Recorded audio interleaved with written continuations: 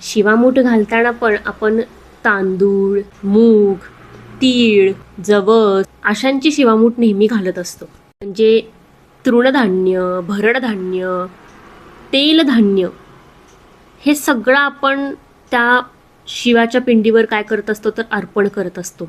याच्यामागे किती मोठी विचारधारणा होती पूर्वीच्या लोकांची याचा एक अनुभव आपण इथे घेऊ शकतो. म्हणजेच काय की तृणधान्यामध्ये जे सगळ्यात इझिली अवेलेबल होईल आपल्याला आणि ज्याचे सगळ्यात जास्त फायदे होतील असा आपण त्यातला एक धान्य निवडून त्या शिवामुठीवर घातलेला आहे.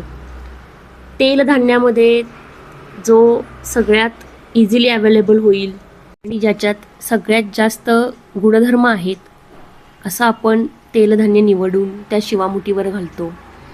तर अशा प्रकारे जी धान्य, जी तृणधान्य, जी कडधान्य, जी तेलधान्य ही क्वालिटीनी अतिशय योग्य आहेत अशीच आपण निवड. कारण देवाला वाहिली जाणारी शिवामूठ देखील सर्व गुणसंपन्न असली पाहिजे. त्या धान्यातून आपल्याला अनेक गुणधर्म मिळाले पाहिजेत, अशी क्वालिटीची ती असली पाहिजे.